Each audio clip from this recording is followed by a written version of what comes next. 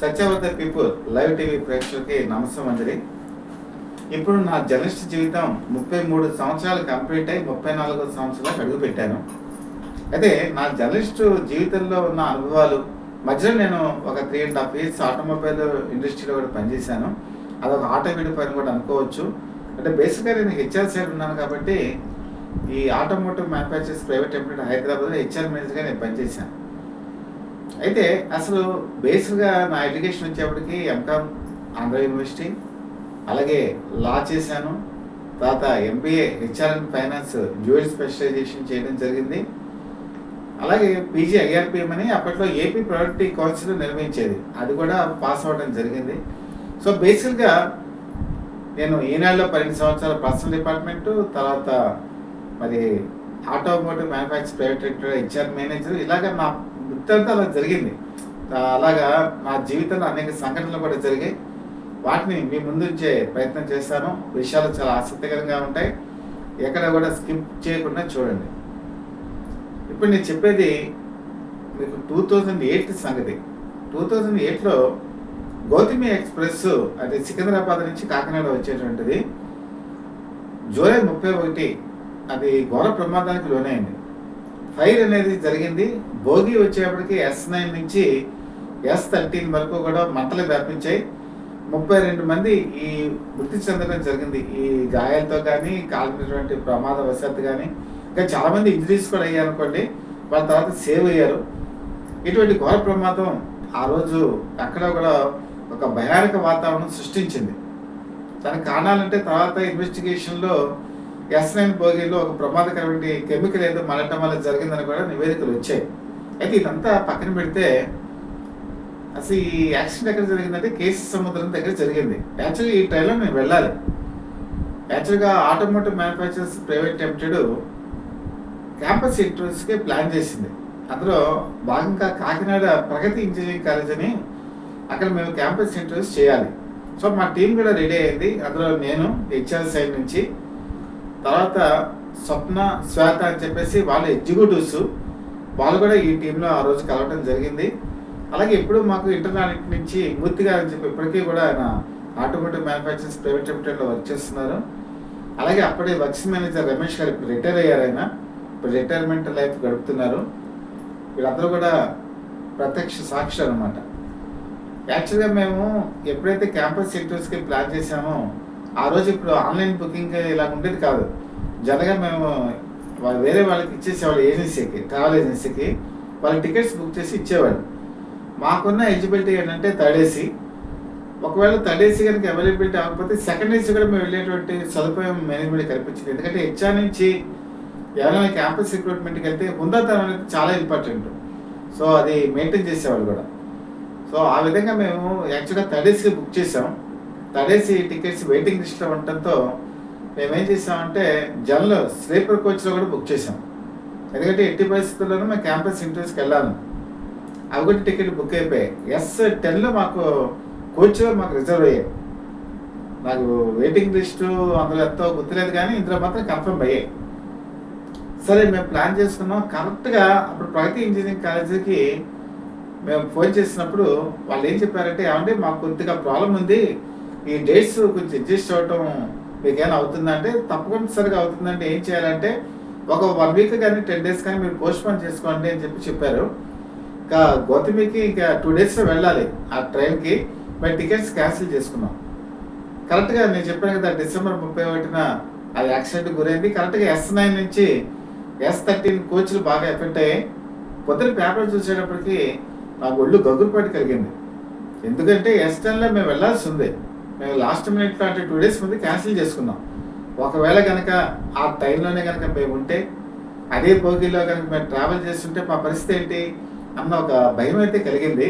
వాడు ఉన్నాడండి, దేవుడు అనేవాడు ఎప్పుడో ఒకరు ఉంటాడు, వాళ్ళని కాపాడేటువంటి వ్యక్తి కూడా ఆయనే. ఆ విధంగా అందులోంచి మేము బయటపడ్డామని చెప్పి అనుకుంటున్నాను నేనైతే. తర్వాత ఒక 10 days తర్వాత మళ్ళీ మాకు కన్ఫర్మ్ అయింది. అదే గౌతమి ఎక్స్ప్రెస్లో మేము వెళ్ళాం. వెళ్తుండగా కూడా నాకు ఉండేది గుబేలం అంటూనే ఉంది, ఎలాగా ఏంటని జాగ్రత్తగా వెళ్ళి క్యాంపస్ రిక్రూట్మెంట్ చేసి వచ్చేసాం. అంటే విధి ఎప్పుడు కూడా మనం కాపాడుతుంది. కొన్ని కొన్నిసార్లు మనం ప్రమాదంలో కూడా వెళ్తాం మన అదృష్టం బాగాలేకపోతే. ఇది ఒక ఉదాహరణగా మనం చెప్పుకోవచ్చు. తర్వాత ఇదే పరిస్థితి నాకు అదే సంవత్సరంలో ఎదురైంది. అదేంటంటే నిజామాబాద్‌లో క్యాంపస్ రిక్రూట్మెంట్ ప్లాన్ చేసాం. అంటే యాక్చువల్‌గా అశోక్ లేలాండ్‌కి సంబంధించి ఈ క్యాంపస్ రిక్రూట్మెంట్ ఈ ట్రైనింగ్ ఇంజినీర్స్‌ని సెలెక్ట్ చేసుకోవాలి. పాలిటెక్నిక్‌కి మేము ప్లాన్ చేసాం, మాట్లాడాం. నిజామాబాద్ యాక్చువల్‌గా మాకు ఆటోమోటివ్ మ్యానుఫ్యాక్చర్స్ నుంచి ఒక కారు కూడా అలాట్‌మెంట్ అయింది. అది ఇండికా కారు చిన్నది. ఇప్పట్లో లాగా అప్పట్లో సేఫ్టీ బ్యాగ్స్, ఎయిర్ బ్యాగ్స్ లేవండి. మామూలుగా ఉంటుంది అంతే. కరెక్ట్‌గా ఈవినింగ్ అయింది 5:00. నెక్స్ట్ డే మార్నింగ్ 7:30కి నిజామాబాద్ వెళ్ళాలి. అందులో నాతో పాటు అకామిడేట్ అయ్యే వాళ్ళు ఎవరంటే అశోక్ లేలాండ్ డివిజన్ నుంచి రవికుమార్, తర్వాత వర్క్షాప్‌లో రవి అని ఒక ఆయన ఉండేవారు. ఆయన, నేను ముగ్గురం మేము బయలుదేరాలి. హెచ్ఆర్ నుంచి నేను. అప్పుడు ముగ్గురమే ప్లాన్ చేసుకున్నాం. 5 అయ్యేటప్పటికి ఆ డ్రైవర్ పరిగెత్తుకుంటూ వచ్చాడు. వచ్చి, సార్ ఇది రేపు మనం నిజామాబాద్ వెళ్ళాలి. ఈ ఇండికా కార్ నుంచి మనకి లీక్ అయిపోతుంది పెట్రోలు, ఎందుకో అర్థం కావట్లేదు. ఇది చాలా పెద్ద రిపేర్ అండి, దీంతో మనం వెళ్ళటం అసాధ్యం అని చెప్పాడు. దాంతో ఏం చేసామంటే వెంటనే మేనేజ్మెంట్కి నేను కాంటాక్ట్ అయ్యాను. వాళ్ళు ఏం చేశారంటే ఆర్మడా అనేటువంటి వెహికల్ని ప్రొవైడ్ చేయడం జరిగింది. సో డ్రైవర్ కూడా ఇంకా అప్పట్లో సేల్స్ మేనేజర్గా ఉన్న రవికుమార్, ఆయన నేనే డ్రైవింగ్ చేస్తాను, డ్రైవింగ్ కూడా ఇంకా డ్రైవర్ కూడా నాకు అవసరం లేదు, నాకు వచ్చని చెప్పి ఆయన డ్రైవింగ్ సీట్లో ఉన్నారు. నేనేమో ఫ్రంట్ సీట్లో కూర్చున్నాను. వెనకాల సీట్లో వచ్చేప్పటికి రవీంద్ర అని పేరు, కరెక్ట్ రవీంద్ర అని కూర్చున్నారు. మేము కరెక్ట్గా 7:30కి మల్కాజ్గిరి నుంచి బయలుదేరాం. వేరే చోట రవీంద్ర అన్నాన్ని మేము పికప్ చేసుకొని నిజామాబాద్ వెళ్తున్నాం. మేము పొద్దున టిఫిన్ చేయలేదు, ఎక్కడో మనం చేద్దాంలే ఇంకా టైం ఉంది కదా అని చెప్పి అనుకున్నాం. లక్కీగా ఏంటంటే లిమ్కా బాటిల్స్ అవి అంతకు ముందు నుంచి నేను తీసుకొచ్చి అందులో పెట్టాను. ఆ లిమ్కా బాటిల్స్ మాత్రం క్యారీ చేయడం జరిగింది. 7:30కి బయలుదేరిన వాళ్ళం కరెక్ట్గా నిజామాబాద్ దగ్గర తుఫ్రాన్ అనేటువంటి ప్రాంతానికి వచ్చాం. అక్కడ బోర్డ్స్ ఉన్నాయి, ఇది యాక్చువల్గా యాక్సిడెంట్ ప్రోన్ జోన్ అని చెప్పి. యాక్సిడెంట్ ప్రోన్ జోన్లో అనే అనుకుంటూనే వెళ్తుండగా వెనక ముందు వైపు నుంచి మెటాడోర్ వెహికల్ వచ్చి చాలా స్పీడ్తో ఇది రెండు కూడా డాష్ ఇచ్చుకున్నాయి. అంటే బాయినెట్ దగ్గర కాదు, రెండు తగిలాయి. అది చాలా స్పీడ్లో ఉంది, ఈ ఆర్మడా వెహికల్ కూడా చాలా స్పీడ్గా ఉంది. మా బాయినెట్ అయితే ఎగిరిపోయింది మొత్తం. తర్వాత నాకు షోల్డర్ దగ్గర చిన్న చిన్న దెబ్బలు తగిలాయి. నాకంటే ఎక్కువగా డ్రైవింగ్ సీట్లో ఉన్న అతనికి నేను చెప్పాను కదా, రవి అని చెప్పి సేల్స్ మేనేజర్ రవికుమార్, ఆయనకి బాగా దెబ్బలు తగిలాయి. బ్లడ్ వచ్చేస్తుంది పక్కన, మరీ ఎక్కువ కాదు కానీ వస్తుంది. వాళ్ళేమో ఆ కుత్తల పక్కన ఆ మెటాడోర్ వెహికల్లో ఉన్న ఒక ఆయన బ్యాక్ సీట్లో యాక్చువల్గా ఈ కిడ్నీస్ ప్రాబ్లము, దాని గురించి డయాలసిస్ చేయించడానికి హైదరాబాద్ వెళ్తున్నారు వాళ్ళు. అక్కడ మానవతా దృక్పథం. ఇప్పుడు ఆ కారుని ఇక్కడ ఆపేస్తే వెనకాల ఉన్న పేషెంట్ పరిస్థితి వాళ్ళకేం పెద్ద అవల, మెయిన్ ఎఫెక్ట్ అయింది ఆర్మడా వెహికల్కి అయింది. వాళ్ళు వెళ్ళిపోయిన తర్వాత మా పరిస్థితి ఏంటంటే వెహికల్ రన్ అవ్వట్లా, మొత్తం అంతా కూడా బాయినెట్ అంతా లేచిపోయింది. అసలు అదే కనుక ఈ టాటా ఇండికా కార్ అయితే అసలు సర్వైవల్ ఛాన్సెసే లేవు. మాకే తెలుసు, అర్థమైపోతుంది. అది ఆర్మడా చాలా గట్టిగా ఉంటుంది కాబట్టి కొంతవరకు సేఫ్ అయింది. అప్పటికి కూడా ఎయిర్ బ్యాగ్స్ లేవు మాకు, అప్పటికి ఇంకా రాలేదు. సేఫ్టీ ప్రికాషన్స్ అంతలో ఆ రోజు ఎవరు కూడా ఇంప్రూవ్మెంట్ టెక్నాలజీ లేదు అప్పుడు. సరే వెహికల్ రన్ అయ్యే పరిస్థితి లేదు. అతి కష్టం మీద రోడ్డు పక్కకి తీసుకొచ్చాం. రోడ్డు పక్కన పొలం ఉంటే ఆ పొలంలోకి దిగిపోయాం. అక్కడ ఒక నీడ ఉంటే అక్కడ నీడ ప్రదేశంలో కూర్చున్నాం. అదండి పరిస్థితి. అంటే మేము నెక్స్ట్ డే వెళ్ళి ఎక్కడో టిఫిన్ చేసి మేము అక్కడ క్యాంపస్ ఇంటర్వ్యూస్ చేసే వాళ్ళం. మేము పొలంలో గట్టున ఒక నీడ దగ్గర కూర్చున్నాం, తినడానికి టిఫిన్ లేదు. అదే ఎక్కడా కూడా ఈ వెహికల్ వదిలి వెళ్ళేటువంటి పరిస్థితి లేదు. ఓ పక్కనేమో ఒక లిమ్కా బాటిల్స్ ఏవైతే ఉన్నా అదే ఆధారం, అదే తాగుతూ కూర్చున్నాం. కనీసం మంచినీళ్ళు కూడా మేము పెట్టుకోలేదు. ఇది పరిస్థితి. అప్పుడు అనిపించింది నిజమే కదా, మనం ఇంటర్వ్యూ చేస్తుండే వాళ్ళు ఇలా పొలం కట్టుకుని కూర్చున్నాను. వెంటనే ఈ రవికుమార్ అప్పట్లో అశోక్ లేలాండ్, అప్పటికి ఆయన జనరల్ మేనేజర్ బివి రెడ్డి గారిని, ఇప్పుడు కూడా ఉన్నారు ఆయన, అసిస్టెంట్ వైస్ ప్రెసిడెంట్ కింద ఉన్నారు. ఆయన ఫోన్ చేసి చెప్పారు, ఇదండి పరిస్థితి, మేజర్ యాక్సిడెంట్ జరిగింది అని చెప్పి. అంటే వెంటనే ఆయన రెస్పాండ్ అయ్యారు. అందరూ బాగున్నారు కదా అని చెప్పి అడిగారు. అడిగిన వెంటనే ఒక వెహికల్ని అక్కడి నుంచి పంపించడం జరిగింది. అందులో మెకానిక్స్ ఉన్నారు. తర్వాత టీం అక్కడ బయలుదేరింది. వాళ్ళు చెప్పారు, మీకు వచ్చేటప్పటికి కరెక్ట్గా 3-3:30 అవుతుంది.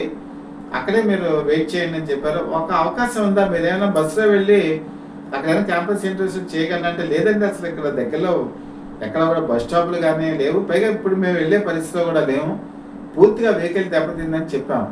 సో ఆటోమేటిక్ మ్యానుఫ్యాక్చర్స్ అక్కడి నుంచి వాళ్ళ సహాయం అయితే వాళ్ళు అందించారు. మిగతా డిపార్ట్మెంట్ వాళ్ళు కూడా ఫోన్ చేసి అడగటం కూడా జరిగింది. కరెక్ట్గా మేము 3-3:30 వరకు ఆ పొలం గట్టి దగ్గరే కూర్చున్నాం. చివరికి ఒక వెహికల్ వచ్చింది, రెస్క్యూ వెహికల్ అని చెప్పి అంటారు అది. అందులో మెకానిక్స్ అందరూ వచ్చి చూశారు వెహికల్ని, మొత్తం అంతా చూసి టెస్ట్ చేసి, అంటే ఇక్కడ ఇంకా మనం రిపేర్ చేయడం కుదరదు, ఇది మన వర్క్షాప్కి తీసుకెళ్ళిపోవాలి, మీరు పని చేయండి, మీరు ఈ వెహికల్లో మీరు కూర్చోండి అని చెప్పేసి దానికి తాడు కట్టేశారు. తాడు కట్టేసి కరెక్ట్గా ఒక 50 కిలోమీటర్స్ ముందుకు వస్తే ఒక చిన్న రెస్టారెంట్ అక్కడ దిగి, మేము అంతవరకు కలిసినప్పటికి ఎంత ఇది అయిపోయింది, మేము టిఫిన్ కానీ ఏం చేయలే, అంతవరకు మేమేం ముట్టుకోలేదు. అక్కడ టిఫిన్ చేసి కరెక్ట్గా మేము 7:45కి జీడిమెట్ల దగ్గర సుచిత ఎలక్ట్రానిక్స్ దగ్గర అశోక్ ల్యాండ్ వర్క్షాప్ ఉంది, ఆ వర్క్షాప్ దగ్గరికి వచ్చాం. ఆ వర్క్షాప్లో ఉన్న వాళ్ళు ఆ వెహికల్ అంతా కూడా పరిశీలించి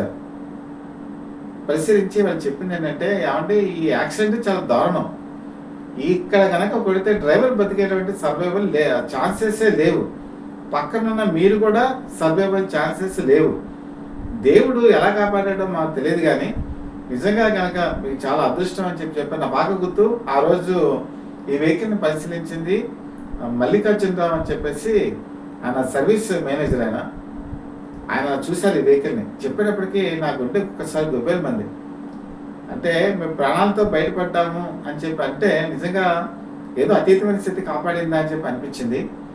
ఒక విధంగా చెప్పాలంటే ఈ డ్రైవింగ్ చేసిన రవికుమార్ అయితే షాక్, ఆయన అప్పటికి కూడా తేరుకోలేదు, షాక్లోనే ఉన్నాడు ఆయన. వెనకాల రవీంద్ర, ఆయనకి ఏమీ పెద్ద తగలేదు కానీ ఆయన షాక్లోనే ఉన్నాడు, ఎందుకంటే యాక్సిడెంట్లో ముగ్గురు ఉన్నాం కదా. అయితే వాళ్ళు చెప్పింది ఏంటంటే, వెనకాల కొంత సేఫ్ అండి, మీ ఇద్దరు మాత్రం చాలా డేంజరస్ పొజిషన్ నుంచి బయటపడ్డారని చెప్పారు మల్లికార్జున. నాకు తెలిసి ఇప్పటికే ఆయన రిటైర్ అయినట్టున్నారు ఆయన కూడా. సరే అక్కడి నుంచి ఇంటికి వచ్చి ఇంట్లో వాళ్ళకి అంతా పరిస్థితి చెప్పాము అని. ఇప్పటికీ కూడా నాకు అనిపిస్తుంది ఏంటంటే, ఈ 2 ఇన్సిడెంట్స్ 2 క్యాంపస్ రిక్రూట్మెంట్కి వెళ్ళినవే, 2 చోట్ల ప్రాణాల నుంచి బయటపడటం జరిగింది. నిజంగా కనుక నేను చెప్పినట్టు ఆ ఇండికా కారు చాలా చిన్న కారు, ఆ ఇండికా కారు ఆ రోజు పెట్రోల్ లీక్ అవ్వకపోతే మేము ఖచ్చితంగా నెక్స్ట్ డే మార్నింగ్ ఆ ఇండికా కార్లోనే వెళ్ళేవాళ్ళం. ఇండికా కార్ ఇంత స్ట్రాంగ్గా ఉంటుంది కదా ఫ్రంట్లో, అప్పటికి నేను చెప్పాను కదా ఎయిర్ బ్యాగ్స్ లేవు. అసలు బస్సు అదే కనుక జరుగుంటే ఏం జరిగేది అంటే, దేవుడు అక్కడ లీకేజ్ సృష్టించాడా, మా ప్రాణాలు కాపాడా, అది నాకైతే తెలియదు. అతీతమైన శక్తి అయితే ఖచ్చితంగా ఈ 2 ఇన్సిడెంట్స్ నుంచి కూడా కాపాడింది. మనం ఎప్పుడు కూడా గుర్తుపెట్టుకోవాల్సిన అంశం ఏంటంటే, మనుషులకి సంబంధించింది ఒక శక్తి పనిచేస్తుంటే, అతీతమైన శక్తి ఒకటి పనిచేస్తూ ఎప్పుడు కాపాడుతూ ఉంటుంది. కొంతమంది కాపాడుతుంది, కొంతమంది కాపాడలేకపోతారు అనుకోండి, అది వేరే విషయం. మనం మంచిని కాపాడి మంచిని కనుక పెంపొందించగలిగితే సాధారణంగా మంచి జరుగుతుంది. పాజిటివ్ అనేది ఎప్పుడు పాజిటివ్గానే జరుగుతుంది, నేచర్ కూడా పాజిటివ్గానే ఇస్తుంది. ఈ 2 కూడా నాకు రియల్గా జరిగినటువంటి ఇన్సిడెంట్స్. ఇప్పుడైతే చాలా వరకు ఎయిర్ బ్యాగ్స్ వచ్చాయనుకోండి, ఇప్పుడు వెహికల్స్ కూడా చాలా స్ట్రాంగ్గా ఉంటున్నాయి, మంచి వెహికల్స్ వచ్చాయి. కాకపోతే ఏంటంటే మేజరు స్పీడ్ అనేది పనికిరాదు. ఇక్కడ కూడా ఈ స్పీడ్ కొంత ఉండటం, అవతల పక్క వ్యక్తి కూడా స్పీడ్గా రావటం ఈ యాక్సిడెంట్కి ఒక కారణం అవ్వచ్చు. ఏదైనా సరే అందులోంచి మేము ప్రాణాలతో బయటపడ్డాం. ఈ 2 ఇన్సిడెంట్స్ కూడా హెచ్ఆర్ సైడ్ చాలామంది అనుకుంటారు కానీ హెచ్ఆర్లో ఏముంటుందని. నేను ఈ క్యాంపస్ రిక్రూట్మెంట్స్కి వెళ్ళినప్పుడు కానీ లేకపోతే మిగతా విషయాల్లో హెచ్ఆర్ వాళ్ళు కూడా చాలా ఇనిషియేటివ్ తీసుకుంటూ ఉంటారు.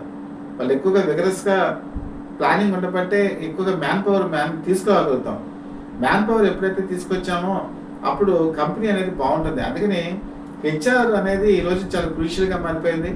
ఒకప్పుడైతే నేను చెప్పినట్టు 25 years బ్యాక్ 30 years బ్యాక్ ఏ ఇండస్ట్రీ కూడా పెద్దగా హెచ్ఆర్ని పట్టించుకునేది కాదు.